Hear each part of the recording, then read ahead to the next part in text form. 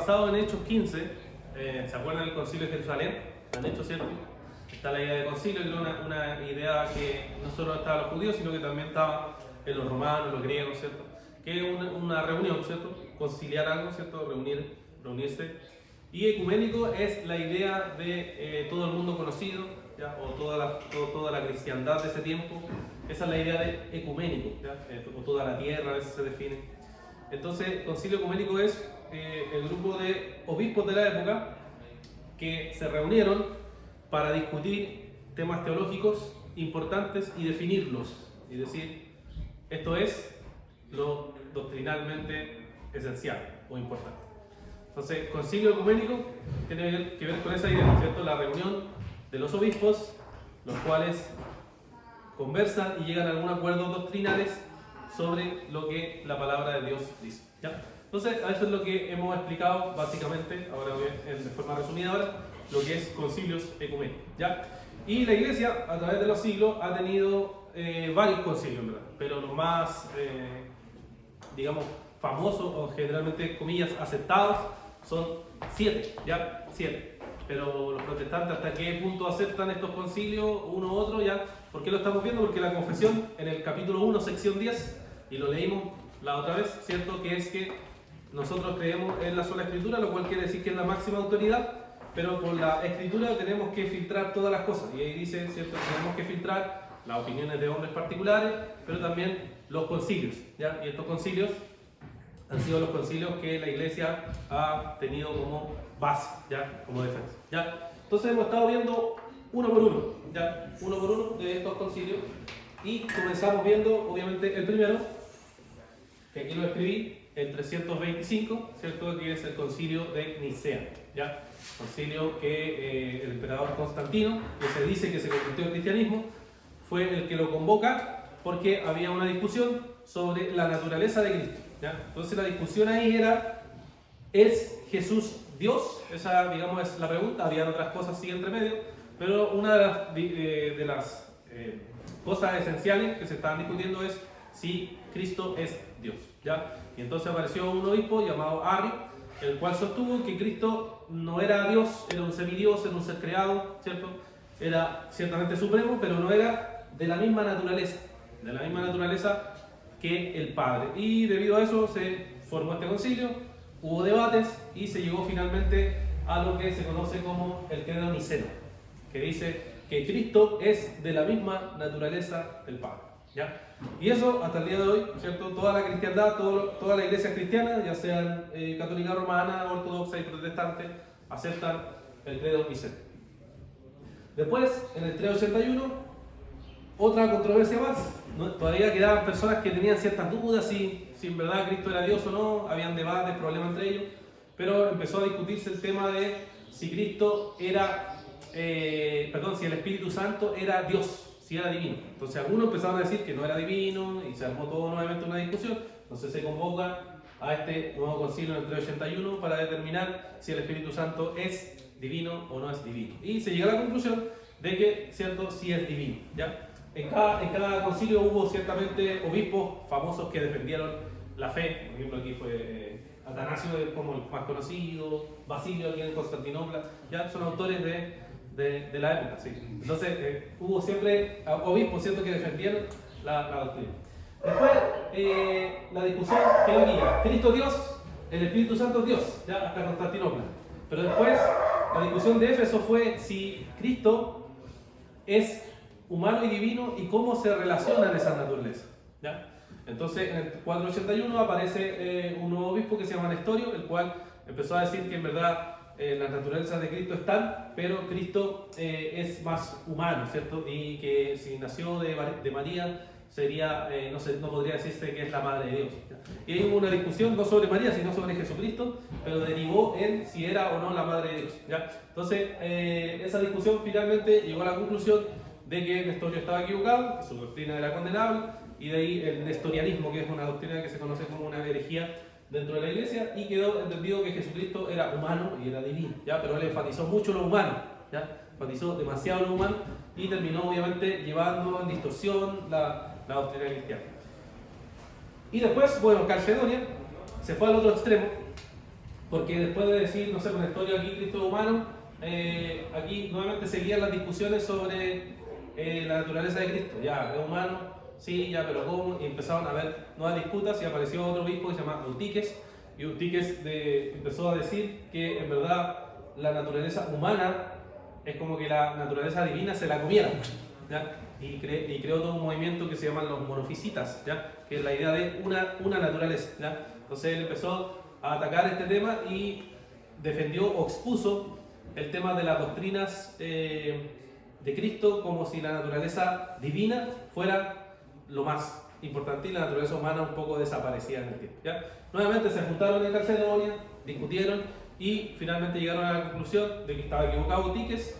¿Ya? Aquí León Magno fue el protagonista, ¿ya? Con sus cartas cristológicas que se llaman, y atacó esta idea y finalmente se entendió que Cristo tiene dos naturalezas, sin confusión, sin división, ¿ya? Esa fue la conclusión de Calcedonia, ¿ya? Y de aquí, entonces, de estos cuatro concilios, queda el el credo niceno-constantinopolitano, que es el que nace acá, que es una declaración que los cristianos, antiguamente esa era la confesión de fe, si podríamos decirlo así, ¿ya? Cuando uno se iba para atrás, la confesión de fe era el credo niceno-constantinopolitano, que lo repiten la Iglesia Católica, la Iglesia Ortodoxa y algunas iglesias protestantes. Todavía lo tienen como base, algunos lo repiten en el culto, ¿ya? Entonces es parte de eso. Y de acá salió la declaración de Calcedonia, que habla de que Cristo tiene dos naturalezas, que no se dividen, que no se confunden, etc. ¿Ya? Y esto se lo mostré la semana pasada, estas mismas afirmaciones están en otra confesión, ¿ya? ¿Y por qué están en nuestra confesión? Porque nuestra confesión lo que hace es seguir la tradición de la Iglesia, donde la Iglesia ha interpretado bien la Biblia, donde la Iglesia ha afirmado las cosas esenciales de la fe. La confesión nuestra, y en verdad todas las protestantes, afirman esto, que es algo esencial, algo doctrinalmente sano y esencial para la fe cristiana, ¿ya? Hasta ahí llegamos, ¿ya? Entonces aprovecho de preguntarles si se entiende, alguna duda, alguna pregunta, algún comentario sobre estos cuatro, son los primeros cuatro concilios ecuménicos. ¿Dudas, preguntas? Mario, Mario. No, solo que, como usted dijo, unos se fueron para allá, otros se fueron para acá. Se me da la impresión de que en los primeros siglos, incluso igual hasta el día de hoy, es como que la iglesia, como están haciendo, es como un bebé gateando, que está aprendiendo a caminar. Se desequilibra y se va por un lado, lo tienen que parar, pero después se desequilibra y se va por otro lado. Y lo tienen que volver a parar. Como esa lucha constante en mantenerse siempre en la escritura, ni acá ni por acá. Ajá, claro, sí. Ahora, claro, hay que entender que en estos tiempos no tenían el mismo acceso que nosotros. Obviamente no estamos de acuerdo con Arrio, con Nestorio, Neutíquez, que fueron los que se consideran herejes, pero hay que entender el contexto que ellos estaban tratando de entender también. Estaban tratando de entender y bueno, al final llegaron a conclusiones erradas de la fe cristiana, ¿ya? Entonces eso es una de las cosas que sucedió en ese contexto, ¿ya? ¿Alguna otra pregunta, comentario? ¿No? Ya, entonces hemos avanzado los cuatro, hoy día vamos a ver el quinto, ¿ya? Que es el concilio de Constantinopla II, ¿ya? Constantinopla II, ¿ya? Nuevamente, entonces este concilio se lleva a cabo en la ciudad de Constantinopla, en 553, convocado por Juniano I, ya que era el emperador de ese tiempo, aunque también participó un papa ahí, que se le llamaba papa. Parece que dijimos que el término papa venía de padre y en ese tiempo se usaba muy comúnmente, pero no papa como lo entendemos hoy, infalible y todo eso. Eso viene de una época de la Iglesia Católica, que es el Concilio Vaticano II, ya, pero eso es otro tema, ya, pero la idea de papa es una idea que se manejaba en la historia del cristianismo sin problema, sin entenderla como la entendemos hoy, ¿ya? Pero el punto es que, ¿cierto? Juniano I convoca este concilio porque cuando terminamos con Calcedonia, y esto es algo muy importante, cuando se termina con Calcedonia, las disputas teológicas o las diferencias teológicas no terminan. Eso siempre pasa. O sea, las opiniones diferentes, las visiones diferentes de teología, de iglesia han existido siempre y siguen existiendo. Por eso tenemos calvinistas, arminianos, lo mismo, ¿ya? O sea, no ha cambiado eso. Sí, la historia de la iglesia sigue siempre desarrollándose y sigue habiendo diferencias y sigue habiendo teología en disputa, ¿ya? Entonces, en este tiempo, tenemos entonces este concilio, ya voy a borrar esto, el concilio de Constantinopla II, en donde seguían habiendo discusiones sobre la naturaleza de Cristo. seguían habiendo discusiones sobre la naturaleza de Cristo. O sea, habían grupos monofisistas, ¿se acuerdan que les nombré monofisistas? O sea, que creían que Jesús era una naturaleza solamente divina. Entonces había grupos de estos que seguían con esta idea y empezaron a haber disputas. Entonces el emperador convocó a este concilio porque había ciertas doctrinas que estaban influenciando en el contexto que él quería condenar, ¿ya? Pero también habían temas políticos entre medio, ¿ya? Y eso es importante también saberlo. En el mundo antiguo, la política y la religión no están separadas, no hay algo que se separara como lo vemos hoy en día, sino que la política y la religión era algo que estaba junto, ¿ya? Entonces, habían temas políticos y habían temas teológicos entre medio, ¿ya? Entonces, como escuchaban que habían ciertas doctrinas que estaban en disputa, que habían peleas entre ellos, habían ciertos autores que tuvieron que examinar, y esos autores examinarlo y ver si esas doctrinas que ellos enseñaban eran doctrinas correctas o doctrinas que distorsionaban lo que la Biblia decía, ¿ya? Y el concilio entonces se convoca para tratar el tema de los 3 capítulos que se llaman. Que 3 capítulos se le llamaba a 3 autores, que esos 3 autores iban a discutirse sobre si estos autores estaban enseñando la doctrina correcta o no estaban enseñando la doctrina correcta, ¿ya? El primero era Teodoreto, ¿ya?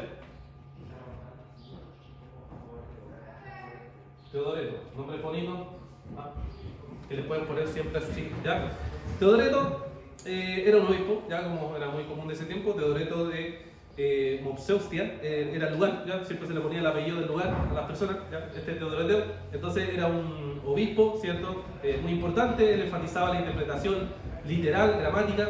Era de una escuela que es la escuela de Antioquía. En el mundo antiguo, por lo menos en la época de los padres de la iglesia, había una discusión entre 2 escuelas, la más literal y la más alegórica, ya que siempre hubo esa disputa. Ya, pero él era parte de Antioquía, que era la interpretación literal y gramatical, contra la otra que era la de Alejandría, que era, ¿cierto?, una interpretación más alegórica, ¿ya? Entonces, el punto es que él escribió muchos tratados, muchos libros, y empezó a difundir estas ideas que él tenía. Entonces, como él fue maestro de Nestorio, ¿ya?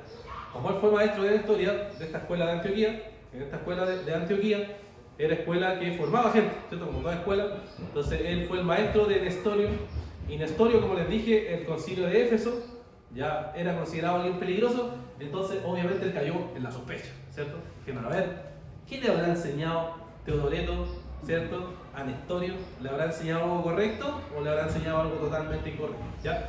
Entonces tuvieron que analizar las enseñanzas que él estaba dando, ¿ya? Entonces tuvieron que analizar este tipo de enseñanzas, ¿ya? Entonces tuvieron que ver si en su escrito, en sus libros, en las interpretaciones que él daba, si las interpretaciones que él daba eran realmente interpretaciones nestorianas o no.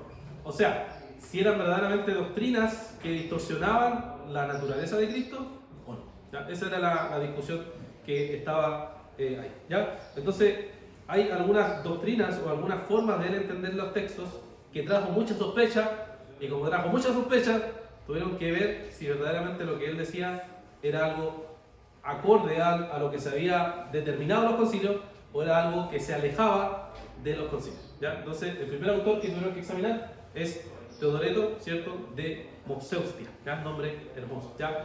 Veamos algunos pasajes que se le examinó, ¿ya? Y cómo él lo explicó. Veamos Juan capítulo 20, verso 22. Juan 20, 28. Juan capítulo 20, 22. Juan 20, 28.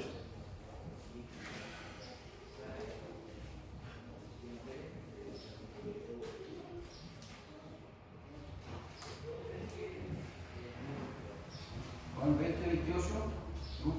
Juan 20, 28, ¿sí? Dice: respondió Tomás y le dijo: Señor mío y Dios mío. Ya, ¿cierto? Conocemos esa declaración cuando se le aparece a Tomás y se le dice a Tomás: Señor mío y Dios mío. Todos hoy en día nosotros decimos, bueno, una referencia a la divinidad de Cristo, ¿cierto? Está refiriéndose a Cristo como un ser divino, ¿ya? Porque ha resucitado, ¿cierto? Y está ahí y se está manifestando, ¿ya? Pero Teodoreto, este pasaje, él decía que no era una referencia a decir Cristo es divino, sino que era una exclamación que Tomás hacía a Dios. Decía: Señor mío y Dios mío, no sé, ¿cierto? Eso es lo que él interpretaba, Señor mío. Entonces, esa forma de verlo traía dudas en los del concilio, porque empezaron a examinar, traía dudas si verdaderamente Teodoreto estaba de acuerdo con lo que se había entendido anteriormente sobre Cristo. Si estaba de acuerdo con que Cristo era verdaderamente Dios o simplemente lo veía como alguien de naturaleza humana. Nuevamente, el nestorianismo detrás, ¿cierto? Un posible nestorianismo. Entonces, trajo dudas sobre si él estaba entendiendo el pasaje de esa manera. En cambio, hoy en día todos leemos el pasaje como lo interpretó Niceo. Como lo leemos, decimos, ahí está una declaración de ¿qué? De que Cristo es Dios, ¿cierto? Así lo entendemos hoy en día. Pero en ese tiempo él dudaba de esa interpretación y exponía una interpretación diferente, y debido a eso, ¿cierto? La gente del concilio lo veía con sospecha. ¿Ya? ¿Hermano? Sí, no, lo que pasa es que, claro, que al leerlo uno acá, claro, es como una exclamación, de ver el contexto de que el Señor, ¿no es cierto?, le mostró las manos, de asombro, siempre como una exclamación de asombro. Claro. Es más o menos por lo que da a entender el texto, como si fuera de asombro. Pero diferente es cuando le dice a Pedro, no te lo reveló carne ni sangre, ¿cierto? Que ahí hay una diferencia bastante grande con respecto a esto. Ahora, ustedes, ¿cómo llegaron al tema de que esta frase era que estaba realmente definiendo Dios, Cristo, en la separación ahí? O sea, que la declaración, claro, es una declaración, pero la discusión es una declaración a quién. Lo que dice Nicea, lo que ha dicho la teología histórica ortodoxa, digamos, es que está refiriéndose a Cristo, está adorando a Cristo, está reconociendo que Cristo es Dios. ¿Ya? Bueno, por las palabras en griego que usa ahí Kyrio y todo el tema, está refiriéndose a Cristo como Dios y Señor. Esa es como la forma. Pero lo que decía Teodoreto es que en verdad él estaba haciendo la exclamación, pero no a Cristo. Él estaba haciendo la exclamación a Dios Padre.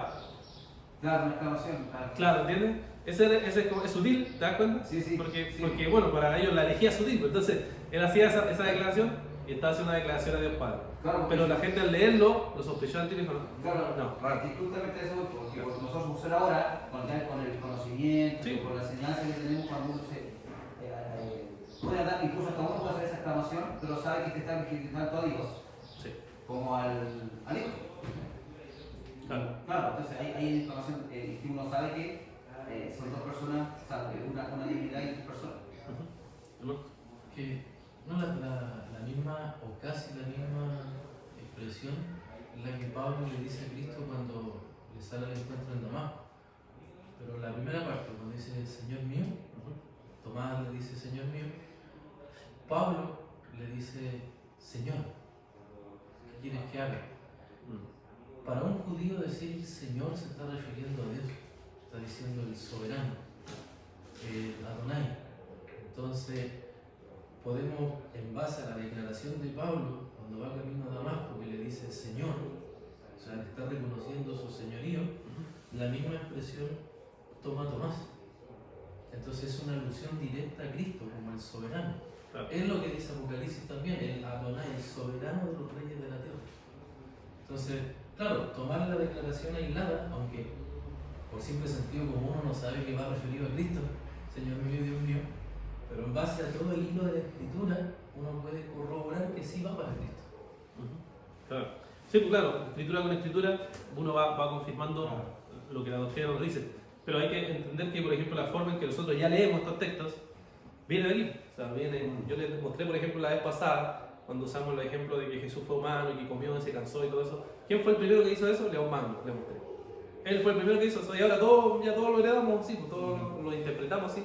Entonces, por eso los concilios son importantes conocerlos, porque finalmente nos muestran que nosotros lo que interpretamos es algo que estamos siguiendo, que todos los cristianos han entendido de esa manera. Obviamente ha habido personas particulares que no han entendido de la misma manera y esas personas han quedado como al lado, que se les conoce como la herejía, que es apartarse de lo que la Escritura nos dice. ¿Ya? Entonces es importante ver todas estas discusiones, porque aunque puedan ser quizás difíciles de entender a veces, son discusiones que muestran por qué creemos lo que creemos ahora, como iglesia, todos los cristianos. Una pregunta, los universitarios no estudiaron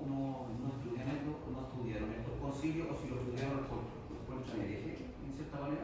Sí, pues los universitarios, o sea, depende del universitario, si una persona común y corriente en general no lo estudia, pero universitario académico sí, porque en la academia siempre hay gente preparada también.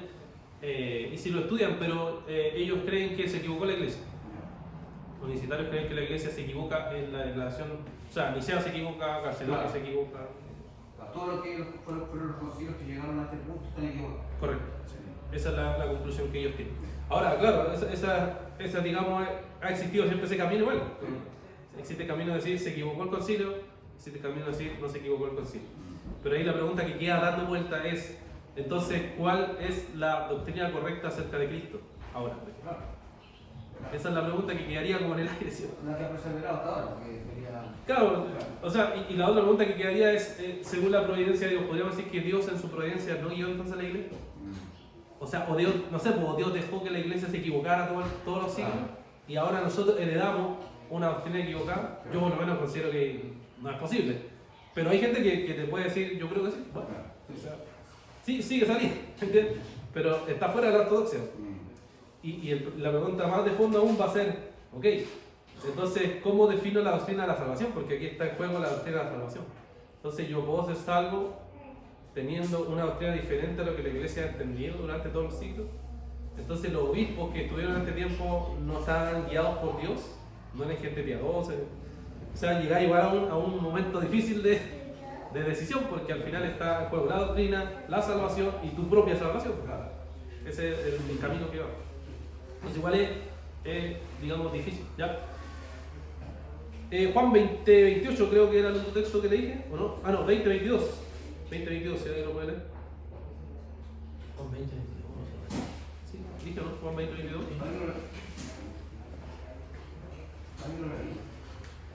yo 28. 20:22. ¿Sí? Dice, después de decir esto, sopló sobre ellos y les dijo, recibid el Espíritu Santo. Ya. ¿Cierto? Ahí Cristo está dando el Espíritu, ¿cierto? Está soplando, eso es lo que entendemos literalmente, que Cristo le da el Espíritu, ¿ya? Pero Teodoreto interpretaba aquí que sí, es cierto, le dio el Espíritu, pero solamente estaba, no es que él de sí mismo le dio el Espíritu, sino que Dios le dio el Espíritu, Dios Padre. Entonces le ponía mucho énfasis al Cristo humano, mucho énfasis al Cristo humano, y como le ponía énfasis al Cristo humano, entonces no era Cristo divino el que hacía eso, sino que Cristo humano es quien estaba pidiéndole al Padre que le mandara el Espíritu.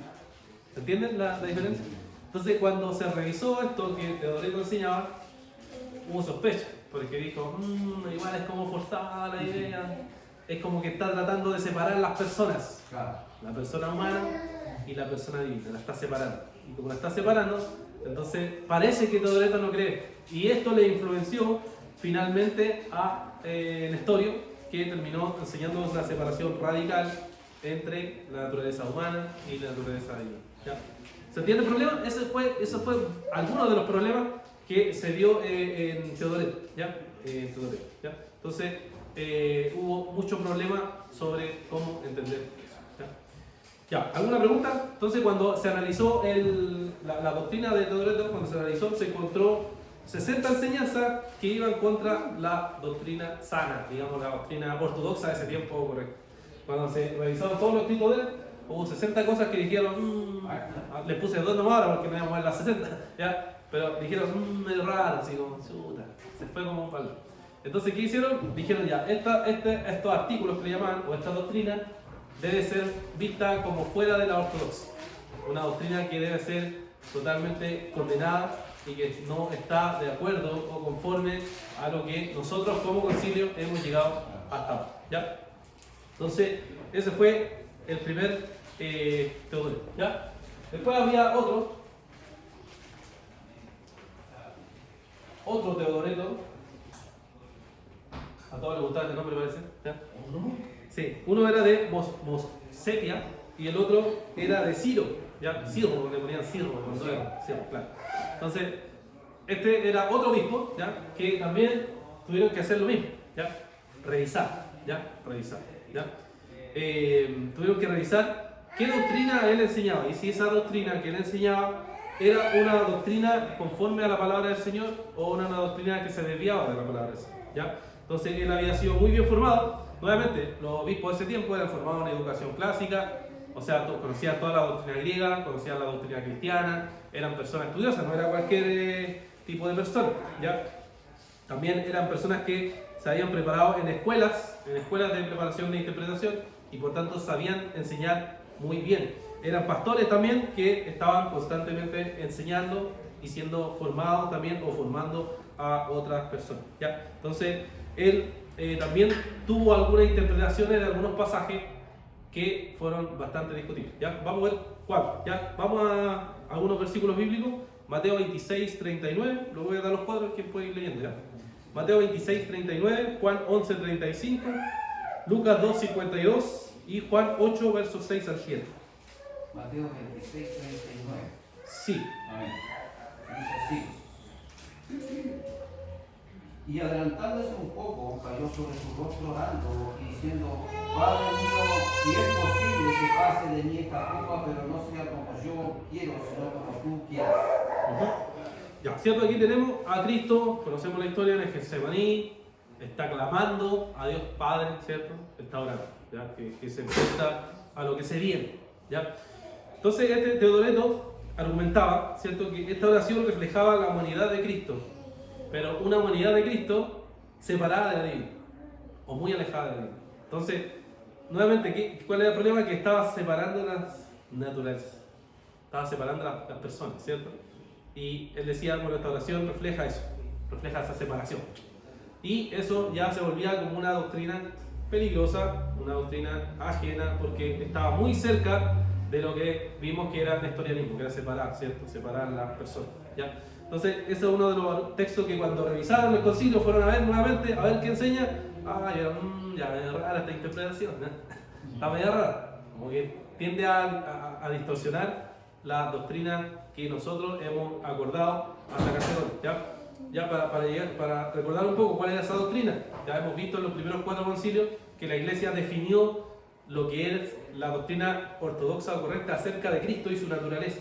¿Ya? ¿Cuál es la naturaleza de Cristo? Es, cierto, un ser con una naturaleza humana, una naturaleza divina, unida, que no se separa, ¿ya? Eso era lo esencial. Pero habían autores, que es lo que este concilio segundo de Constantinopla revisó, y vio que enseñaban doctrinas que estaban contrario a lo que se había declarado, ¿ya? Vimos un primero, Teodoro, vimos otro Teodoro, que enseñó algo contrario a la palabra, ¿ya? Por eso estamos revisando esos autores, porque ese concilio, el concilio constantinopolitano, segundo, se dedicó a examinar doctrinas que estaban ajenas a lo que se había afirmado o creído hasta ahora, ¿ya? Bueno, esos pasajes. Los otros que les dije, si alguien puede leer, Juan 11:35, Lucas 2:52, Juan 8:6-7. Jesús lloró. Jesús lloró. Jesús 11:35. Bien largo, bien largo. Juan 11:35. Ya, Jesús lloró, ¿cierto? Un famoso pasaje que nos muestra que el Señor, ¿cierto?, se conmueve ahí por la muerte de su amigo Lázaro y llora, ¿ya? Tristemente, ¿ya? Pero entonces, ¿qué podemos ver ahí? Vemos algo, que Cristo es humano, porque llora, ¿cierto? Tiene emociones y sufrimiento. Hasta ahí no hay ningún problema. ¿Estamos de acuerdo con todo esto? Sí, Jesús es humano, llora y sufre. Pero ¿qué pasó? Él hacía mucho énfasis en el humano, separando o yendo un poco en contra de la persona o naturaleza humana, divina. Entonces empezó a separar.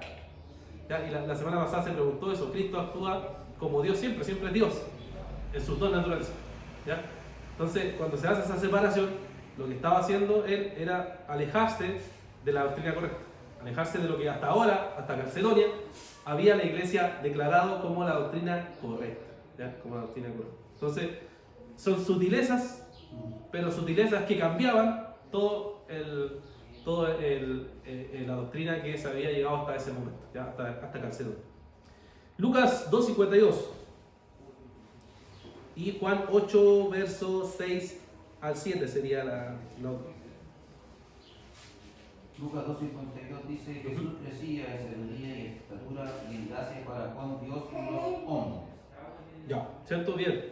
¿Qué tenemos ahí? ¿Cierto? Una descripción del crecimiento de Cristo, y creciendo, y formándose como todo ser humano. Pero Teodoreto, ¿cierto?, decía que este crecimiento humano era propio solo de la naturaleza humana. O sea, un ser divino no puede crecer, ¿cierto? Él decía todo el tema. ¿Y qué pasaba con eso? Es que hacía una separación entre las dos naturalezas, ¿ya?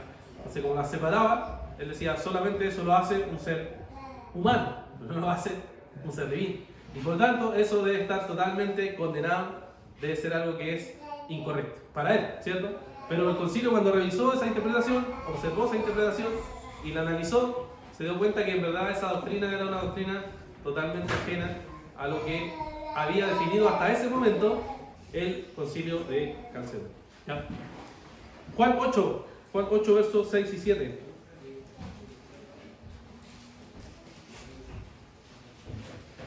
Amén. Amén. Más esto decían tentándole para poder acusarle, pero Jesús, inclinado hacia el suelo, escribía en tierra con el dedo, y como insistiera en preguntarle, se enderezó y le dijo: el que de vosotros esté sin pecado sea el primero en arrojar la piedra contra ella. ¿Cierto? Y tenemos la mujer adúltera que Jesús le dice, ¿cierto? Los confronta a los fariseos que estaban acusándola de forma hipócrita y los condena, ¿ya? Entonces él dice que esta es una acción moral de Cristo, ¿cierto? Reflejando su actitud moral, pero en el sentido humano para él, para Teodoreto, no en el sentido divino, ¿ya? Nuevamente, ¿cuál era el problema? El problema no era decir Cristo humano, no era el problema es separarnos de lo divino. Entonces eso es lo que preocupaba al concilio, al concilio de Calcedonia II. Preocupaba que estas personas, estos dos Teodoretos, ¿ya? Lo que hacían era separar la persona. Y al separar la persona, ya vimos que en Calcedonia se veía como algo que era una herejía, o sea, una doctrina diferente a lo que la Iglesia católica, y aquí les digo católica, recordando lo que vimos la semana pasada, católica universal, ¿cierto? La Iglesia católica de ese tiempo había determinado y había establecido como la doctrina correcta, ¿ya? Entonces ese era el problema que había en ese tiempo y esa doctrina que era ajena a lo que la Iglesia había determinado hasta ese momento, ¿ya? Bien, para los que van uniéndose a nosotros, les voy contando, hermano, estamos en una serie que es los concilios ecuménicos, ¿ya? Los 7 concilios ecuménicos de la Iglesia, que son los primeros concilios que la Iglesia pensó y determinó cuál es la doctrina correcta, ¿ya? Estamos hoy en el 5º concilio, ¿ya? Hemos pasado ya los 4, estamos en el 5º concilio, y lo que hace este concilio, que es Constantinopla II, año 531, lo que hace es que después de haber determinado sobre cuál era la naturaleza de Cristo, cuál era la doctrina correcta de Cristo, ahora lo que se preocupa de hacer es ver si hay personas que están enseñando lo contrario y ver si esas enseñanzas que hacen esos obispos son correctas, entonces las analizan a la luz de lo que el concilio había determinado hasta ese momento. Porque entendemos que el concilio había actuado conforme a lo que entendemos en la Biblia, ¿cierto?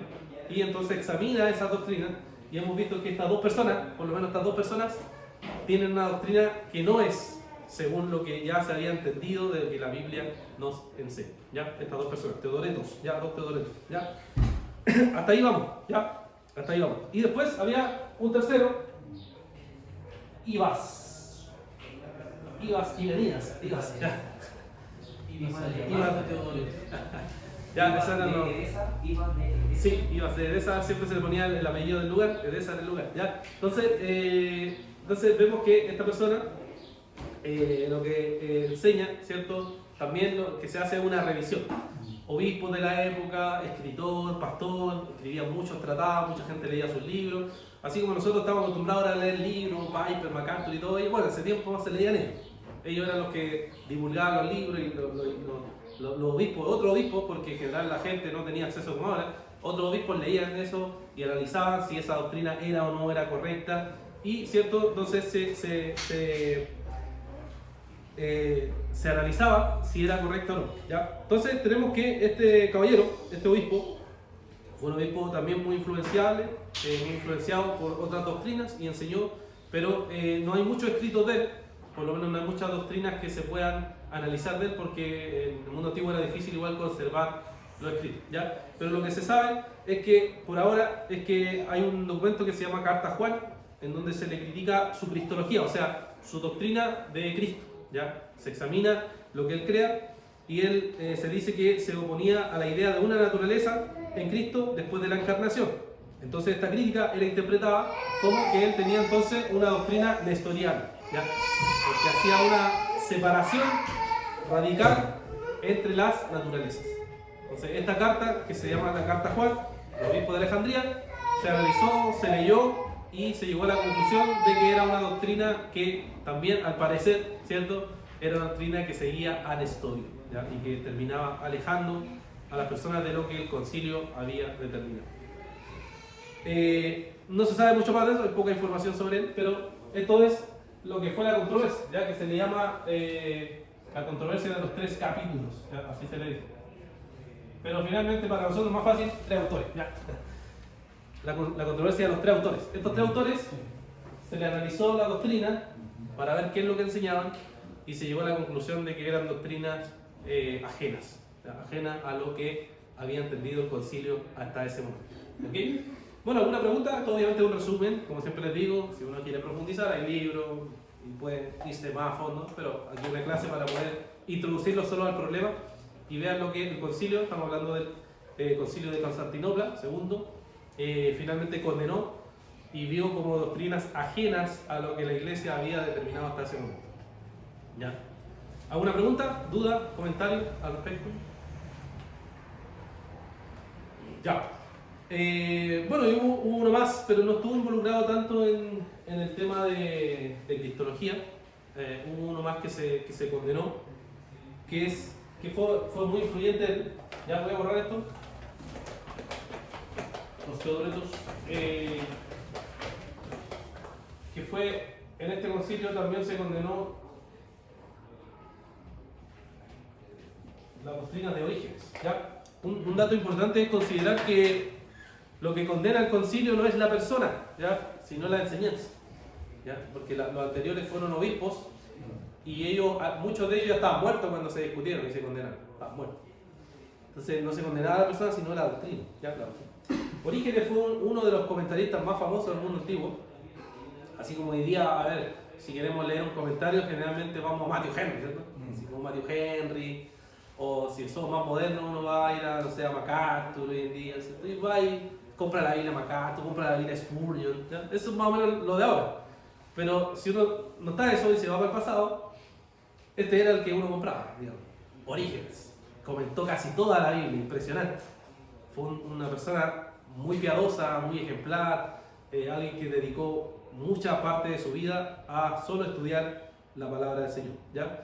Y desde joven su papá murió como mártir, entonces tuvo un ejemplo de cristiano.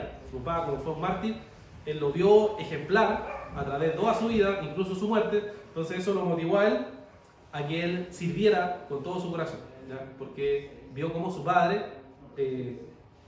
murió, ¿cierto? Murió de eso, ¿ya? Y desde muy joven se dedicó entonces a cuidar a la familia, ser responsable de la familia y a la vez estudiar las escrituras, ¿ya? Él fue quien empezó con la escuela de Alejandría. La escuela de Alejandría, les dije al principio que esto es muy típico también cuando uno estudia esto.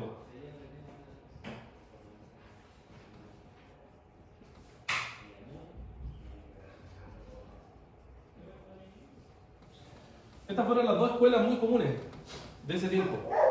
Alejandría era una escuela que fundó Orígenes, que lo que hacía era interpretar la Biblia más alegóricamente, o más simbólicamente, ¿ya? Alegoría, símbolo, ¿ya? Entonces, él interpretaba de esa manera y creó toda una escuela, la escuela de él, ¿ya? La escuela de Alejandría. Y la otra, que es la escuela de Antioquía, que fueron los Teodoretos, por ejemplo, que les nombré, ¿cierto?, que eran más literales. Entonces, entre ambos había siempre discusiones, porque cómo entender ciertos pasajes, cómo interpretar ciertos pasajes, y estas escuelas fueron las que formaron a los obispos de ese tiempo. Entonces, Orígenes se considera una persona importante porque él fue quien fundamentó esta escuela y de él salieron muchos obispos importantes, ¿ya? Pero, como toda persona humana en este mundo tenía fallas, como todos tenemos fallas, y el día de hoy, ¿cierto?, a pesar de que él era muy bueno para el ayuno, para la pobreza, para la disciplina estricta, ¿cierto?, algunas doctrinas de él fueron condenadas, ¿ya? Fueron vistas como errores, ¿ya?, doctrinales. Aunque aportó en varias cosas, a la vez hay cosas que eran vistas como doctrina de error, ¿ya? Y aquí lo importante de lo que dice la confesión nuestra, que les decía, que la Biblia es la autoridad máxima, pero que con la Biblia uno puede examinar toda doctrina, ¿ya? Y examinar esa doctrina y llegar, ¿cierto?, a alguna conclusión. Y eso es lo que estaban tratando de hacer en ese día, ¿ya? Bueno, una de las doctrinas que se condenó se le llama la preexistencia del alma. Ya, vamos a ver, ya la preexistencia del alma, ¿no? Una de las doctrinas que él tenía, que sostenía que la alma existe antes de nacer y que su condición depende de eso, ¿ya? Su condición de la caída depende de eso. En un libro que se llama Los Principios, o de los Principios, creo que está en español, él defiende esa idea de ¿cierto? La preexistencia de las almas, ¿ya? Él usaba textos como Jeremías 1.5, ¿ya? ¿Quién quiere leer ahí? Jeremías 1.5, Romanos 9, 11 al 13. ¿Que alguien puede leer, por favor?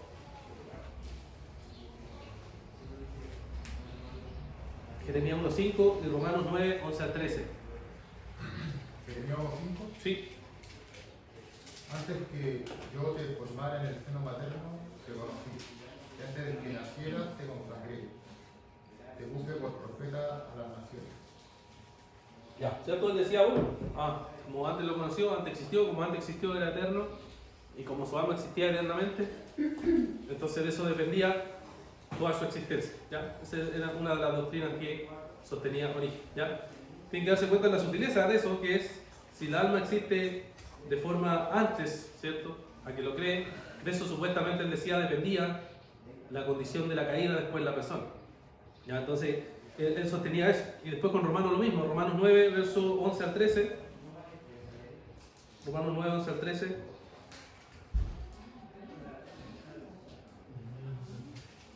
Jeremías 1.5 le digo, ¿cierto? Sí. El 11 al 13, Sí. Romanos 9, 11 al 13 dice: pues no habían aún nacido, ni habían hecho aún ni bien ni mal, para que el propósito de Dios, conforme a la elección, permaneciese, no por las obras, sino por el que llama. Se le dijo: el mayor servirá al menor, como está escrito: a Jacob amé, mas a Esaú aborreció. Claro. Entonces, ciertamente, ¿quién es el que sabe esas cosas que van a suceder tanto en Jeremías como en Jacob y en Esaú? Es Dios. Pero no está diciendo que hay un alma separada que Dios creó y que esté por ahí en un mundo no sé dónde y después se une al cuerpo. ¿Se dan cuenta? O sea, esos textos dicen que Dios sabe esas cosas simplemente, pero no va más allá como una especie de espacio intermedio donde creó el alma y el alma quedó ahí. No, sino que el alma se crea cuando Dios crea al ser humano, ¿cierto? No hay una separación, pero él hacía como una separación. ¿Se dan cuenta de la diferencia? Ya, esa diferencia él la argumentaba, la defendía. ¿Ya? ¿Por qué? Bueno, Orígenes tenía formación filosófica, entonces se metía como en áreas bien filosóficas para interpretarse. Bueno. Que una vez me encontré con una iglesia que sostenía esa doctrina de Orígenes. Ya. Yo no sabía que era de origen ni nada de eso, solamente la escuché por primera vez de parte de ellos. Y los errores que hay en esa doctrina, primero son muy obvios, y segundo, es que inconscientemente, o como dice usted, sutilmente va algo debajo, que es la justificación por obras. Y en el caso de ellos, obras antes de nacer. Claro. Porque dicen que según como era el alma antes de nacer, así va a ser su condición, o sea, Claro. así va a ser salvo o perdido. En otras palabras, están diciendo que son salvos por obras que hicieron antes de nacer. Correcto, claro. Ahora, Romanos, a pesar de que ellos lo usan, en realidad es contra ellos, porque dice que ni haciendo ni bien ni mal antes de nacer. O sea, le está diciendo directamente: esto no es algo antes de nacer, es Dios que quiso simplemente que fuera salvo. Claro. Está hablando de Dios, pero está hablando Exacto. que hay una alma separada de... Lo otro, el pasaje que dice: aquel que llama todas las cosas como si fuesen. O sea, no es que cuando se refiere al alma, antes de que naciera yo te escogí y te di por profeta de las naciones, no se está refiriendo a que existía antes esa alma, sino que Dios llama las cosas como si fuesen. O sea, está en la mente de Dios, no es que esa alma existe. Claro. Y bueno, lo otro es que ninguna parte de la Biblia dice. Sí, pero pues lo sacan por inferencia, digamos, por inferencia de algunos textos. Por eso, Orígenes, bueno, esta doctrina, que tuvo su popularidad en su tiempo, fue condenada, vista como algo erróneo, y lo que se usaba para combatir la doctrina de él era, por ejemplo, Hebreos 9:27, donde dice que está establecido que los hombres mueran una sola vez, o sea, se crean una vez, mueren una vez, es lo que se decía. Y también Génesis 2.7, donde habla que cuando Dios sopla, ¿cierto? Y le da alma viviente. O sea, Dios crea al ser humano con su alma cuando sopla.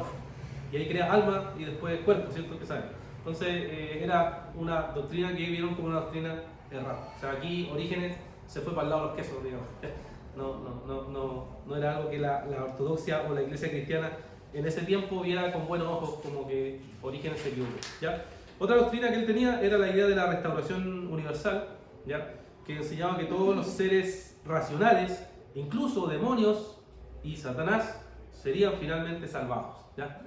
Una especie de universalismo, como le llamamos hoy, ¿ya? Entonces creía que había una restauración final donde, bueno, al final todos se van a salvar igual, ¿ya? Al final todos se van a salvar igual, y para eso, ¿cierto? Como siempre pasa, usaba argumentos. Por ejemplo, usaba 1 Corintios 15:28 y Filipenses 2, verso 10 al 11, ¿ya?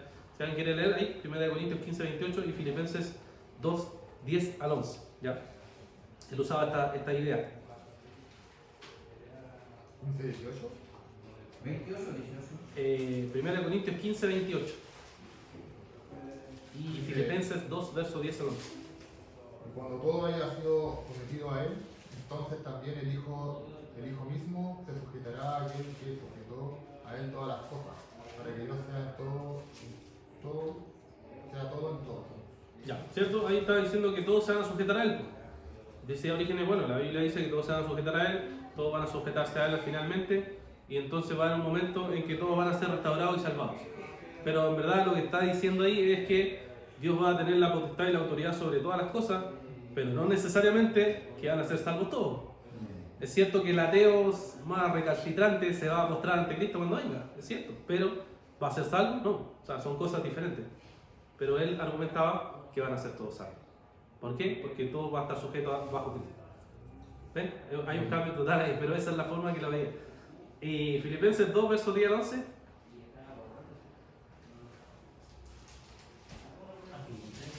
Filipenses, sí. Capítulo 2, verso 10 al 11. Para que al nombre de Jesús se doble toda rodilla y de los que están en el cielo y en la tierra y debajo de la tierra, y toda lengua confiese que Jesucristo es el Señor por la gloria de Dios. Ya, nuevamente aquí, ¿qué dice eso? Dice que Cristo se humilló hasta lo sumo, ¿se acuerdan? Y después dice que va a ser exaltado hasta lo más grande. Entonces toda la creación va a postrarse, toda la creación va a ser humillada, va a tener que someterse a Cristo como el Señor. Entonces, ¿quién entendía Orígenes de eso? Decía, bueno, eso quiere decir que entonces todos van a ser salvos, gente. Porque todos van a tener que postrarse y humillarse ante Cristo. Ya, pero una cosa no corresponde con la otra. O sea, que Cristo tenga el poder sobre todo y que todos se postren ante Él, no significa automáticamente que todas las personas vayan a ser salvas. O sea, que toda su humillación nos va a considerar para la salvación. Claro, ¿no? Y los que se postren malvados, que se postren ante Cristo, van a ser para la condenación. Claro.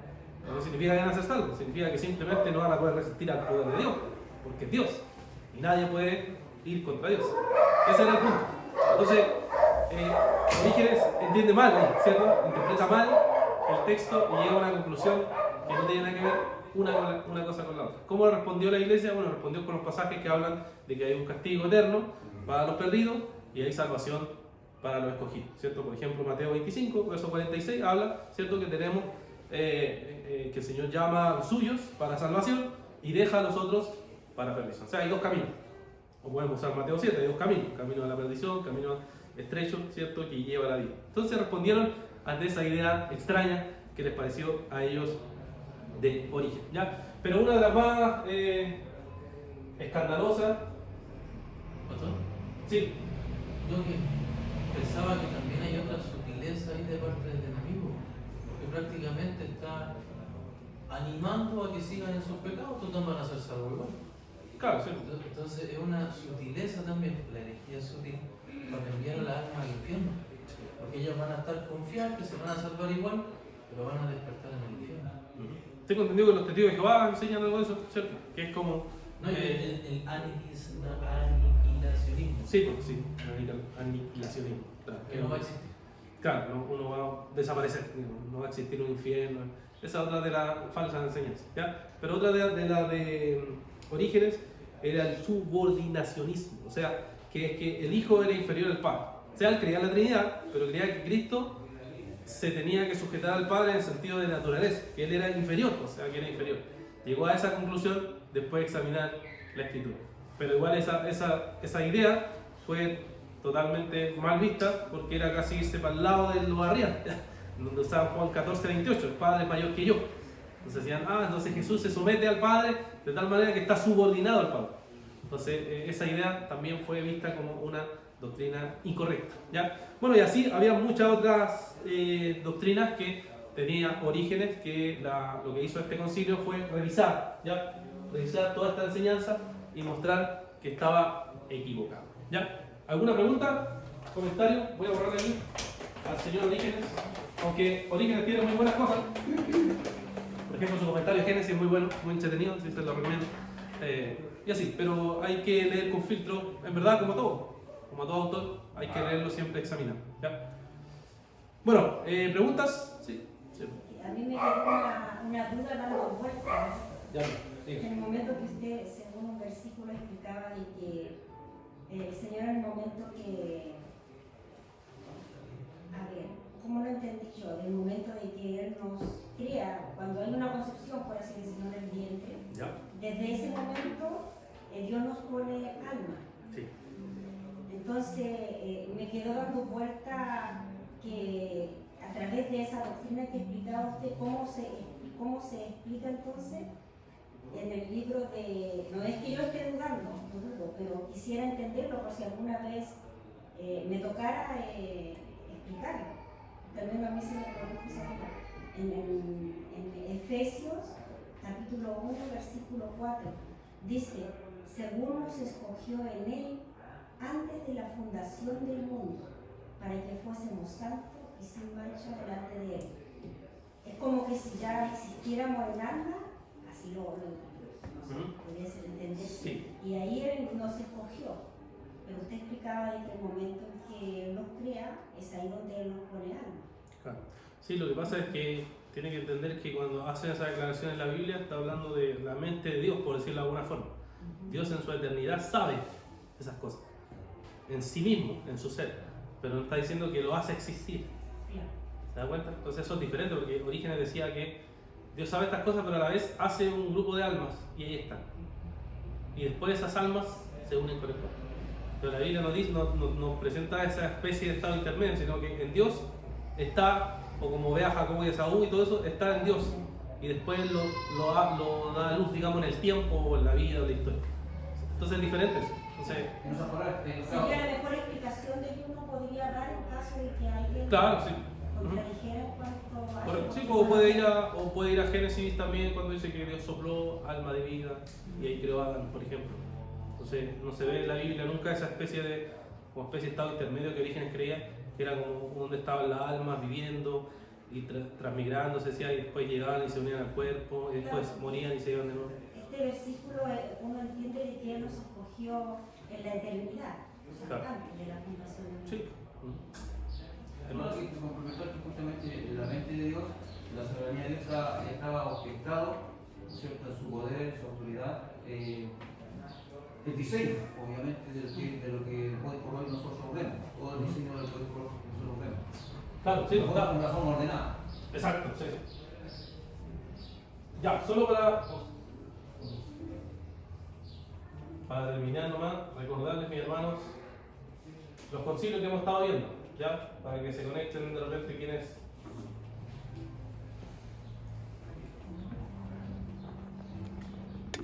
Vamos al quinto concilio, pero el primero fue Nicea, ¿ya? Nicea, ¿qué trataba? Trataba sobre, ¿es Jesús Dios o no es Dios? Esa fue la discusión. Finalmente se llegó a la conclusión de que Jesús es Dios, ¿cierto? Después de varias peleas. Constantinopla era la discusión sobre, ¿es el Espíritu Santo Dios o no? Se llegó a la conclusión que sí es Dios. En Éfeso se discute el tema de Cristo cuántas naturalezas tiene y cómo esas naturalezas interactúan. Aquí se enfatizó que Cristo tiene una naturaleza divina porque se estaba enfatizando la humana. Entonces dijo, no, Cristo tiene una naturaleza divina y nació de María, la cual es madre de Dios. Y en Calcedonia se fueron para el otro lado, ¿cierto? Y empezaron a enfatizar la naturaleza divina, disminuyendo la humana. Entonces se tuvo que decir, en verdad, lo que entendemos de Cristo es que Cristo tiene dos naturalezas sin división ni confusión. Y este que vimos hoy, Constantinopla nuevamente, pero dos, vamos a ponerle dos no ahí, porque es muy largo el nombre, Constantinopla II, lo que hizo fue revisar la doctrina, revisar a ciertos autores, vimos 3, 4, revisar si ellos estaban conformes a lo que la iglesia había llegado a concluir hasta ese momento. Y si esas doctrinas eran doctrinas correctas. ¿Ya? Y examinó cada uno de esos. ¿Ya? Entonces, vamos a seguir la próxima semana, si Dios lo permite, porque después la iglesia empezó a preguntar, oye, ¿cuántas voluntades tiene Cristo? Y ahí quedó el debate. ¿Ya? A ver qué se debate. ¿Ya? Vamos a orar entonces, hermanos, para terminar esta clase. Padre, te damos las gracias por este día, gracias porque hemos podido nuevamente estudiar más de tu palabra. Señor, sabemos que a veces estos temas pueden ser difíciles, pero son necesarios para poder tener un buen fundamento doctrinal acerca de lo que tu palabra enseña y también de lo que la iglesia a través de los siglos ha tratado de entender y explicar. Te agradecemos por toda tu misericordia y tu bondad. Pedimos todo esto en el nombre de Jesús. Amén.